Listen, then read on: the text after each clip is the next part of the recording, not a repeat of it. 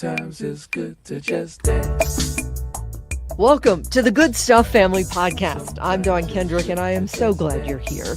These are stories from the perspective of a news reporter on a next-level assignment.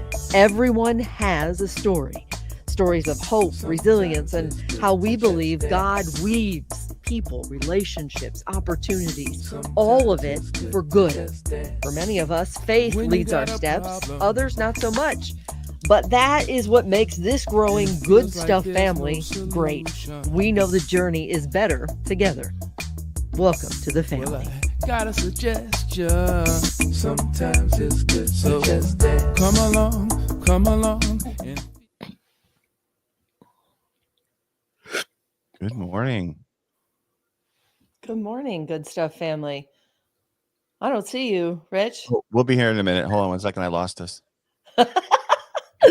We're gonna be like Amazing Grace. There we are. Now we're found. I once was lost, but now I'm found. See? This might be the quickest. This might be the quickest. This is the record for how long it took Pastor Charles to sing in a podcast. Literally right out of the gate. I love it. We had some technical difficulties for a second. Rich goes, wait, I lost us.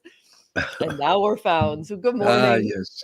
If you're waking up with this is Friday. So this is our best part of waking up series where we celebrate all things around the virtual gratitude table, we call it. And I look forward to it at the end of the week, especially a heavy week like this. And joining us as always, Pastor Charles Eduardos. Good morning. Good morning. And good morning, Rich Smith, my dear friend in faith and just such an important part of this podcast. Good morning. Mm-hmm. Good morning. Yes, I get to push all the buttons, and most of the time I push them correctly. Well, what do we say? Perfectly imperfect us. That's who we celebrate. That's right. it. That's it. That's all we are, perfectly imperfect. And God can work wonders with all of that. And we were talking before we came on here. Pastor Charles had a funeral this week. Quickly, it was someone whose legacy outlives her last breath. Perfectly imperfect her made the best of her days. Let's just give a quick tribute to her. Can we share with our viewers, because it's inspiration that we can all show up the way she did. Carol was just an amazing woman. Carol Snyder. She had been a registered nurse in life prior to getting into her senior years. Lived 95 years. She was born on Christmas Day, and we used to call her Christmas Carol. She had a ministry here where she and a group of ladies, some from the church and some from other churches, would gather and make blankets and then give them away to homeless shelters, to people in need. And they would stitch the love of God into every blanket. And they felt it. I bet they felt it. Like my friend Chappelle, who did sculptures. He was blind, and he would work all hours of the night, carving and praying, talking to God, having conversations with God. And the way I met him is our friends bought one, and they said, we can feel his mojo in there.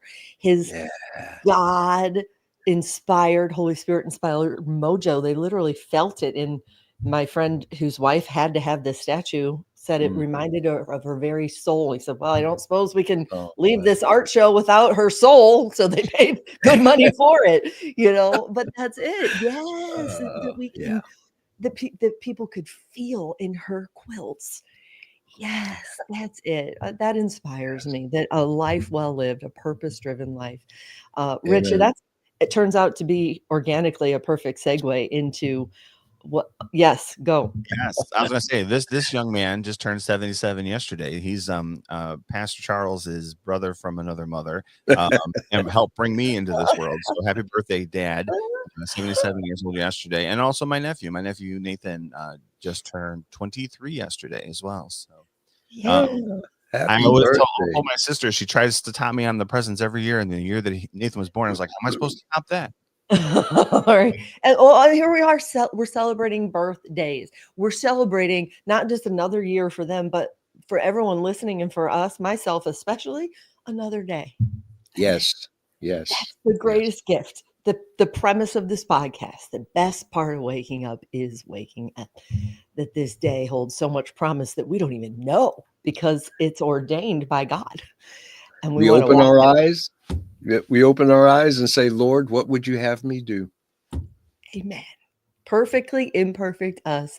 Here we are. Yep. Oh, Yep. so great. And again, that's go ahead, Rich. I see you want to say. Oh, no, I was going to say, I always think of picking the brain. Was, what are we going to do today, brain? We're Yeah. gonna take over the world. The same thing we do every day makes the world a better place. That's right. Is that the voice of your brain? That's how your brain sounds? No, I was trying to be Brain from that goofy. Cartoon. I used to love that. I just watched a TED talk of a woman who ended up having a brain tumor, and her whole life she has doctorates, much like our guest we're going to introduce soon. So many letters after her name, so smart, teaches about the brain and emotions, and she ends up with the brain for herself. And she said she does this exercise she learned from her friend who teaches kindergarten, where she kisses her brain every day. Kiss the brain. She teach the kindergartners, okay, let's kiss our brain, and to honor it. And her point was that even though she has this tumor, she was preaching gratitude over even the warrior fighter. I don't want to fight against my brain, against even this tumor that's going to have to share a space with me for a while. I want to be grateful that my brain is still working to produce the hormones that allow me to harvest eggs from my ovaries so that I could still have babies instead of worrying, am I never going to be able to have kids? Right? She was flipping the script. She was amazing. And again, by sharing her testimony, she ends up having this purpose-driven life that's going to, if she gets one day with that brain tumor at 10 years, she has seen the good in others and been the good for them by her own vulnerable testimony. Boom, there it is. And she's witnessing. She's witnessing through the strength that God gives her to press through the challenge and to live life to the fullest and draw others, encourage others, showing them, demonstrating for them. See, if I can do it, you can too. Not what happens to you, but how you choose to respond to it. Makes all the difference in the world. And it goes to gratitude for her. So I love it. And this is all such perfect organic setup to our guest that we're going to introduce, near and dear to our hearts. Dr. Lynette Scotese-Wojtila is in. She's she's joining us this morning. Rich knows her better than most because you work hand in hand. Hello, my friend. I just see your face and it makes me smile. Good morning. I'm on a podcast. She's got so much going on, and I just appreciate you for taking the time here today, because when we want to talk about purpose-driven lives, I can't help but think about the work that she's doing. Rich, the two of you together especially are going to celebrate next weekend Integrations Treatment Center and the success approach that Dr. Lynette Scotese-Wojtila has changed lives in seeing the good in kids with autism and finding the awe in autism. And she told me when I met her, Pastor Charles, that she sees in these kids the face of she sees little Christ, right, Lynette? Every day. Looking right back at me. I would love to get up to speed on all the good stuff that you guys have been doing, and a celebration, a kind of a pre-celebration of what you'll be celebrating. Whew. Where do we start? Well, we're celebrating, as Dawn said, 30 years of Integrations Treatment Center, which is the headquarters, the national headquarters of a wonderful program called the S.U.C.C.E.S.S approach. And the S.U.C.C.E.S.S approach is a unique way to understand, assess, treat, work with, love, support individuals on the autism spectrum. And what makes it unique in a nutshell is that it's all about the brain. It's all about the brain. And I think that's important because autism has accidentally got a bad rap for being behavioral. Everybody's so behavioral on the spectrum. And I think what we forget in the beautiful way that God has mastered our masterpiece in our body and our brains, we forget that the brain really does everything, including influence behavior, right? So if we take autism and strip it down, it's really about the brain, and the S.U.C.C.E.S.S approach treats the brain. And voila, in doing so, the grip, I would say, that autism has on some of our adults and children, many of them, most of them, if not all of them, starts to loosen and is not what drives their personality, their behavior, their performance, their responses, their life. Instead, who they really are starts to bubble up. Nice. And all this grip melts away. So we're celebrating that and all the good that has come with it for 30 years. Wow. It's exciting. Rich knows firsthand how well this approach works personally, don't you? Yeah. I always get left speechless when she talks. So I always have to take a minute to kind of finish taking it all in, because she gave us so much back to the children that we didn't know we were going to be able to communicate with, right? So I have 2 on the spectrum. My oldest is going to be graduating now from Kent State University in May, God willing. And, you know, we have our son who just went into high school, and is thriving, loving it, just loving, eating it all up. And Lynette, I'll have to share a story with you off camera, because it's hysterical and only Finn could do, right? As only Finn could do. So, and that's what we say all the time, as only Finn could do it. Here's what he's doing, you know?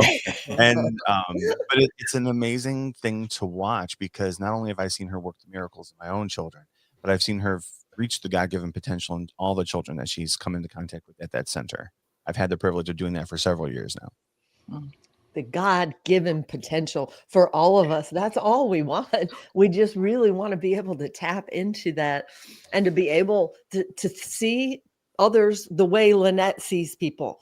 The potential beyond the thing that might define. Okay, go, Pastor Charles. I know you're champing at the bit right there. Yeah, just to see the potential in others, the whole, and I've had a couple of, in my pastoral ministry, I've had young folks that were on the spectrum as part of the congregation. And my whole thing is, how can we include them? We do such an amazing job of otherizing and separating ourselves based on what we claim to be, this is normal. Well, I don't know. A lot of what I'm seeing that people are calling normal is pretty abnormal, if you ask me. Amen. Thank you. I say our Down syndrome friends, what if we all had a touch of Downs? You know, we hug harder. The hugs from my friend Merle are the best. They work harder. They forgive harder. Correct? They want so badly to do the things that we forget to do well. And the science of hugging, you know, that when you hug, you need to hold for at least 20 seconds because there is energy there. And I'm one of those preachers. I do not believe that good science and good theology are at odds. They are not. And how could they be? We're fearfully and wonderfully made, and we've only scratched the surface of our potential as human beings. And we got to remember, we're created in the image and likeness of God. And sometimes these children and these folks with these, what do we call them, mental disabilities, they could teach us a lot if we would but have eyes to see. So I got love the terms that are coming out now. It's I love the neurospicy. I have heard that, because these people add a spice to life that we were missing. I like that. It's one of my buzzwords I've heard lately. Neurospicy. Neurospicy. I love it. Oh yeah. And Lynette, the success approach, it's an acronym. Yes. What does it stand for? It's an acronym that's actually a sentence. And as all things inspired by God in my life, which is all things, it came to me in the middle of the night, like, bing, there is this sentence on my brain. And so here's the sentence. I'll kind of explain it very succinctly. The success approach acronym stands for strategic use of critical curriculum elicits, my favorite verb in the whole world, elicits supported sense making. So strategically using the critical curriculum, which is really exactly what the kid does need and doesn't need, removed, all those things, what he does need and doesn't need, we're going to actually elicit, like yield, produce, facilitate, be a catalyst to supported sense making, which is really another word for understanding and thriving. So we know how to do that strategically because we are neurospecialists. That beautiful brain that Pastor Charles was talking about, that is so God inspired by everything great and divine is within us, right? So if we use that brain potential and how it was designed, the science behind our behavior, including why those deep hugs feel so good, there's a name for that. I'll tell you, but I didn't make it up. It's called the dorsal column medial lemniscal system. Okay. Believe it or not. Won't ask you to remember that, but the dorsal column medial lemniscal system is the deep pressure touch system. And when we squeeze somebody, a spouse, a friend, a child, and we're hugging, we're literally firing the dorsal column system, which travels from our nerve fibers in our skin up our spinal column into our brain. And guess what? God gave us that as a calming mechanism. He also gave us alerting mechanisms, like when a spider drops on us, we're woo, woo, get it off. So look at that. We're so prepared to deal with life by either dampening and organizing ourselves or getting excited. Both systems and a few in between. So this is the science of autism. It's just like the science of everybody else. But because of the autism, their neurology kind of develops differently. So what we do is kind of call to that neurology, pull it back to where God wanted it to be by design, and get it in check. And boy, does it help these kids. It's exciting. Dawn told me I was going to love you. Well, it's mutual for sure. And one of the things that's so beautiful about where we are is this new logo that Dr. Rich will be sharing soon. You talk about the best part of waking up. Well, the best part of the success approach is firing up. Firing up that brain. Fire them neurons. That's it. We're fire up the wire up prowess. That's what we do best. We fire up the wire up. And that's important because, again, a lot of people are just trying to quell behaviors, like extinguish them, make them go away. That is not the focus. That's not the focus, guys. It's what's causing the behavior. And that's a miswiring. So if we fix that first, then everything else falls into place. And that's taking us into the next 30 years. Taking us into the next 30 years of TSA, right? This is our new slogan for the next 30 years. That's it. And this you are deeper into it, but I have a question because I have a certification in neuro-linguistic programming, and just being able to deal with the neurosemantics. Michael Hall was one of my teachers that founded the Institute for Neurosemantics. And just connecting to the meanings that the individual is making, because we all make meaning in our mind. And I don't know how that works from the brain firing standpoint, but certainly to connect so that the brain, well, what is it? We can kind of rewire our brain through meaning frames. That's right. Yeah. And that is exactly the work we do. We call that a schema, Pastor Charles. We all have a schema. Yes. A schema is a set of a mental representation of a set of events. Yes. So turning your windshield wipers on in your car, changing a tire, changing a diaper, going shopping. Yes. We all have schemas for all the things that have to happen in a linear way to make those events a reality. So our children and adults with autism, because of their autism, have what we call information processing deficits.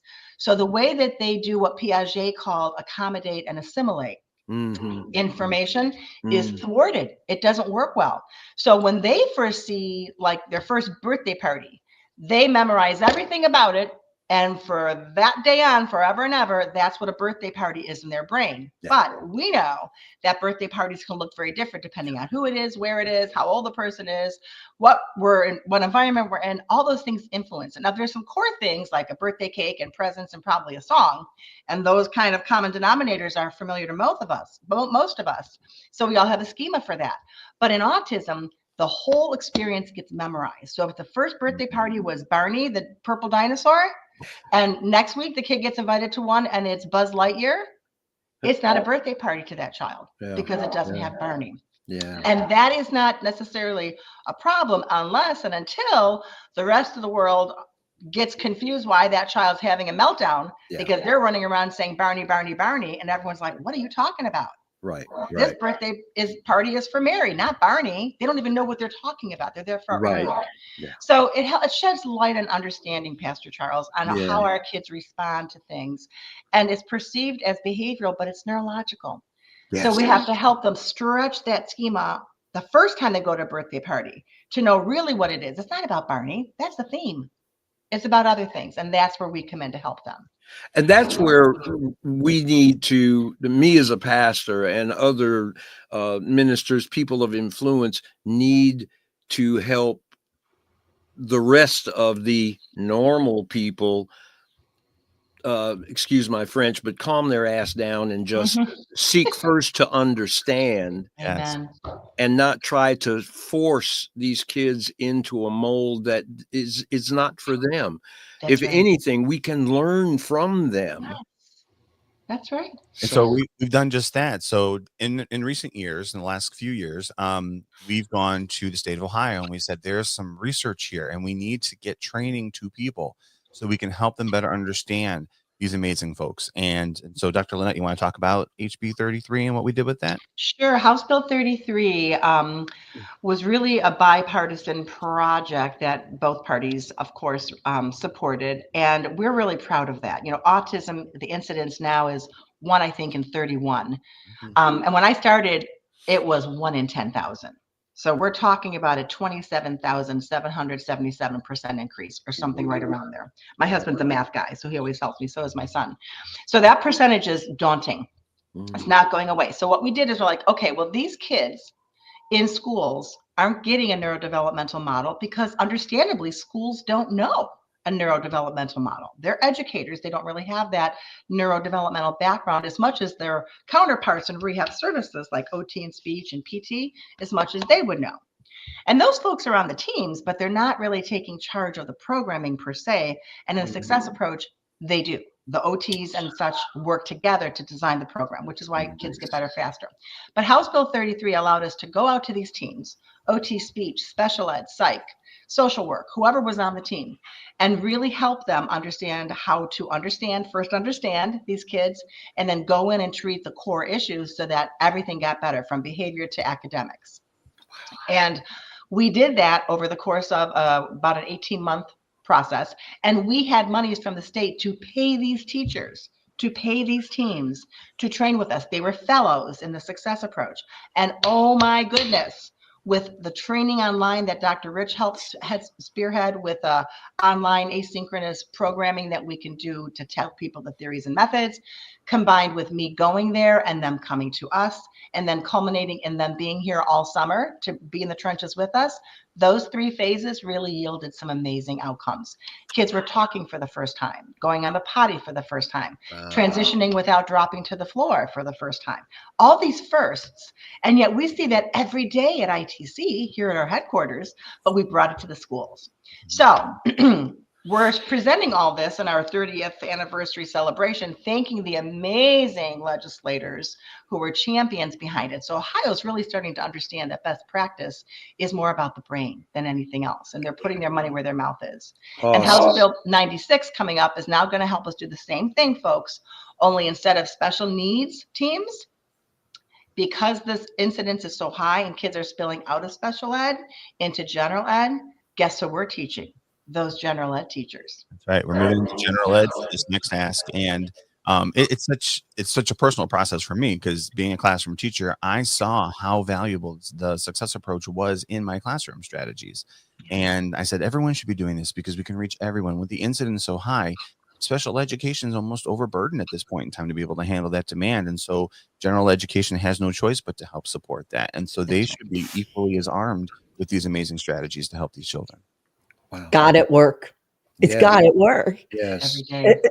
And what one determined person to walk in what God would have her, the Lynette Scotese-Wojtila with all the letters after her name, could be so, oh, look at me. No, she's right there seeing the good in these kids and being the good for them. And the best good stuff we know is always the God stuff. That's her. That's Rich. They're such a dynamic duo. I love them so much. I can't even, when we go back to how I even met you, it was completely God at work. It just was. Now, this is a perfect opportunity when you were talking about how people come from all over to ITC. And now you're not just, you're sending the blessing of the things that are happening there far and wide.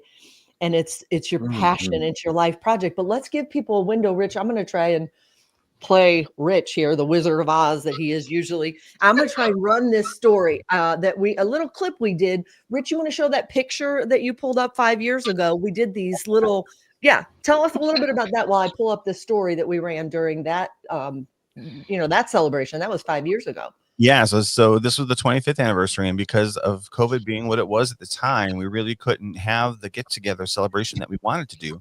So we paired up with my employer at the time, Lake Catholic, to use their media studios so that we can do a virtual celebration and to really continue that celebration, to let them know that just because we can't be together doesn't mean that autism is taking a break. And so we need to get the word out. They need to understand those strategies. And this picture encapsulates everything, all the joy and all the energy and all the synergy that was happening at the time between the three of us sitting at that table. And Lynette, I'm going to say this, our balloons were there too. So my balloon friend. So we will have the 30th anniversary on September the 21st celebration with balloons, because that's always been my insistence. And I can't wait. I just can't wait to experience what. All right, I'm gonna try and share this now. This is one of the little stories we produced. Rich did all the editing. He's just amazing. He's such a valuable dude. Yeah. Oh, there it is. Okay. Okay. I'm gonna push play. Here we go. Let's see if we can hear it this time. Brad and Leslie Brooks, over the moon in learning they would be the proud parents to adopt newborn twins, Jake and Luke. We were blessed with become parents at 8/15, January 5th. When we brought the kids home for the first time, they were 2 days old, and it was just, man, it's a euphoria kind of feeling. Then the crushing news: their boys diagnosed with autism.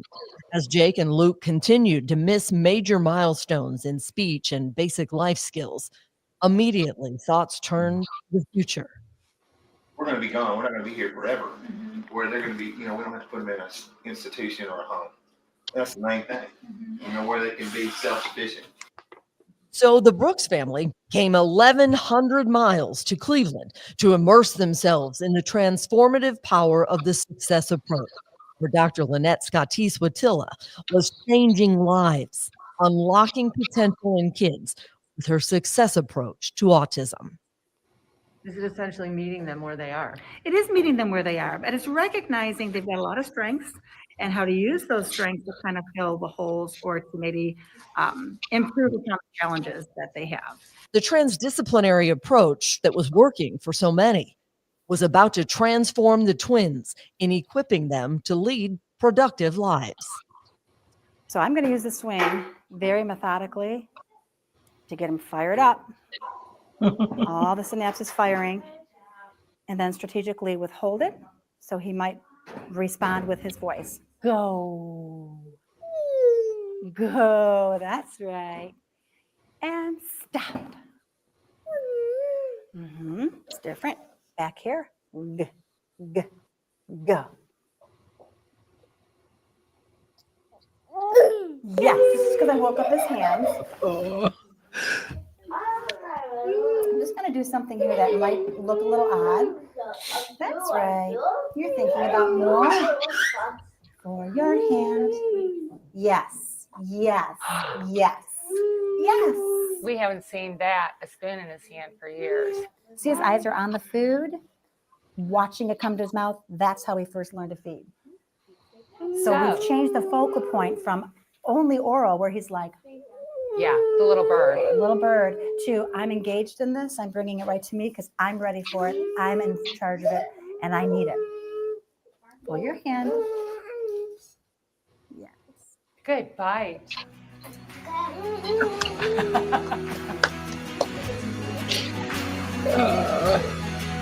Yes. Yeah. Oh, wow. Wow. Woo. Oh, I need to stop. Oh, there we go. Whew. For clumps. Do you see Christ? Did you see Christ? How do you not Totally. see Christ? In his most vulnerable way, there he is. So if Christ fell down in front of you, wouldn't you pick him up? Wouldn't you help? Heck yeah. Of course we would. It's an honor. I have chills. It's an honor. I skip to work every day. I love being here. And Rich was saying a funny thing the other day about being a geek. We're doing this amazing plaque for Senator Serino, one of our #1 champions in Ohio. And he was talking about going down to the lab where they're going to take this piece of wood and burn our little thank you into this plaque. And he said, I'm kind of a geek that way. I can't wait to see it burn in. And I said, Rich, that's how I feel about burning synapses and information into their brains. Yeah. I get excited. This is an inferno in my heart. I didn't put it on my heart. I'm the pawn. He just puts me where I need to be. And this is what has happened. So this is him. This is his project, his work, his lambs. We're trying to get him out into the pastures. This information has to get out into the pastures where the lambs are. I don't need a center. They need us. So we're trying to get it out of the center into the world. And that's what we need prayers for, funding for, blessings for, well wishes for, anything you can offer by way of energy. Send us this positive energy because these kids needed this yesterday. You know, Well, and go ahead, Rich. I'll say, whether you guys wish to donate, we are doing funding for the education piece. And, you know, we're always helping parents to understand more about the lives of their children. And so as we celebrate, we're also going to be raising some funds because we want to make sure we have that ability. So we're raising scholarship money for these parents, for these professionals to be able to. And if that's something you're able to do, we'd love to have that as well. So again, but if you can't, great. We'll take the prayers and the well wishes because they're just as potent. Yes. Wow. I'm in. Whatever I can do. I got to talk about you all. And just, you know, as Dawn was pointing out for you, Dr. Lynette, just, you know, with all that you have, but I think of the words of Christ, no greater love has anyone than this, that they lay down their life for their friend. And you have laid down a life that you could have and just doing all kinds of things and being, as I like to call some of them, being one of those muckety mucks, you know, look at how wonderful I am. But you're just giving it all back. So to give life to these kids and to give life to their families and to give hope to their families. Whew, I'm overcome. That's what it is. That's what it is right there. And it, you know, it was put on my heart, but I don't do this alone. So this is a perfect segue to thank everybody, my staff, my families. There are some people who have been with me for 15 years, 16 years. Some just are newer, and they're all at their different place of understanding this model. But it is a village. And you know what? The kid is the mayor. That's what I always say. We got to circle our love and support around those kiddos. They are leading the way. They are perfect as they are. They have everything they need to live God's will for them out. We're just the catalyst to help them do it in a way that really is functional. It's all about function. Yeah. Gotta love the babies. Yeah. Amen. And what strikes me, as it often does in these podcasts, is it's not just about families who are celebrating the awe and autism. The things that we're speaking here today translate to anybody listening. That's right. Truly, because we all can see the good in others and be the good for them. And as much as I hate to go, I'm keeping an eye on the time. You guys, I was hoping to be there this coming week. It's not going to happen. I'm in St. Louis. You're in Cleveland. My heart is going to be there 100%. I am so honored to know you guys and so proud of the real tangible work that you're doing that is so God inspired, and I celebrate you. The best good stuff exemplified in you two is in fact the God stuff. So thank you for joining us. Thank you for listening. And we say it every time when we wrap up on Friday. It's not hard to do, y'all. It's really not. To see the good in others and be the good for them. On your mark, get set. Let's go. Sometimes it's good to just dance. You've been listening to Don Kendrick's The Good Stuff Family Podcast. If you found inspiration here, would you click subscribe, follow, share as we grow our Good Stuff family tree? Check out thegoodstufffamily.com for links to all our social media platforms and for how you or your business could sponsor a story. The Good Stuff Family, reaching and touching hearts around the world by weaving families together one story at a time. On your mark, get set, let's go. Well, I got a suggestion. Sometimes it's good, so just dance. Come along